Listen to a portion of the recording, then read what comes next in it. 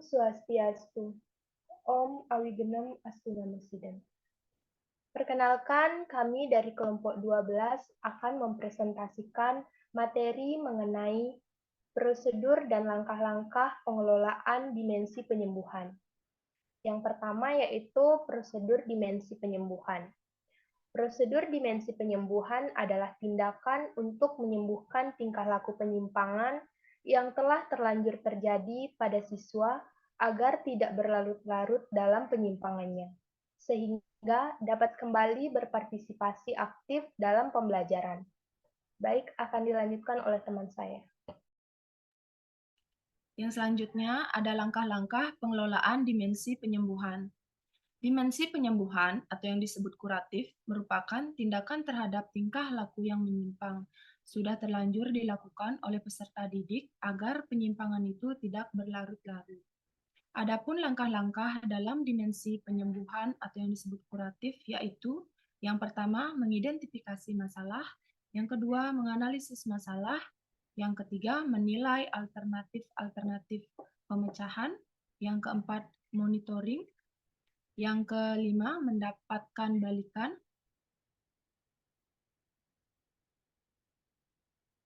bagian pertama yaitu mengidentifikasi masalah. Pada tahapan ini, guru melakukan identifikasi masalah dengan jalan berusaha memahami dan menyelidiki penyimpangan tingkah laku siswa yang dapat mengganggu kelancaran proses pendidikan di dalam kelas. Guru dapat memulai tahapan ini dengan melakukan diskusi dengan siswa dan menyampaikan tujuan dari diskusi tersebut, serta minta anak untuk mengekspresikan sudut pandangnya. Hal ini memberikan informasi bagi guru dan juga memungkinkan guru untuk mengukur tingkat kerja sama siswa dan memahami siswa mengenai situasi tersebut. Yang bagian kedua, menganalisis masalah. Seorang guru harus menganalisis penyimpangan pada siswa dan menyimpulkan latar belakang terjadinya penyimpangan tingkah laku dan sumber-sumber dari penyimpangan itu. Salah satu cara untuk memulai tahap ini adalah mengajak siswa untuk memberikan sebuah solusi. Jika siswa tidak memberikan solusi, maka guru dapat mengajukan solusi. Dapatkan reaksi siswa apakah solusi tersebut dipahami dan diterima. Akan dilanjutkan oleh teman saya. Baik, jadi saya di sini akan melanjutkan. Yang ketiga adalah menilai alternatif pemecahan. Evaluasi kepantasan alternatif solusi itu dapat dilakukan dengan menjawab pertanyaan, yaitu seperti apakah realistis, akankah solusi tersebut mengurangi masalah secara signifikan, apakah solusi tersebut mengharuskan perubahan pada siswa lainnya atau dalam lingkungan kelas, dan apakah perubahan tersebut layak. Pertanyaan selanjutnya, apakah rencana tersebut dapat dievaluasi dengan mudah, dan apakah solusi yang ada benar-benar dapat disepakati antar kedua belah pihak. Nah, dengan terpilihnya salah satu pendekatan, maka cara-cara mengatasi masalah tersebut juga akan dapat diterapkan. Dengan demikian, pelaksanaan pengelolaan kelas yang berfungsi untuk mengatasi masalah tersebut dapat dilakukan. Nah, yang selanjutnya, yang keempat adalah monitoring. Jadi hal ini tuh perlu dilakukan karena akibat perlakuan guru itu dapat saja mengenai sasaran, seperti meniadakan tingkah laku siswa yang menyimpang, tetapi dapat pula tidak berakibat apa-apa, atau bahkan mungkin menimbulkan tingkah laku menyimpang berikutnya yang justru lebih jauh menyimpangnya. Nah, langkah monitoring ini pada hakikatnya ditujukan untuk mengkaji akibat dari apa yang telah terjadi.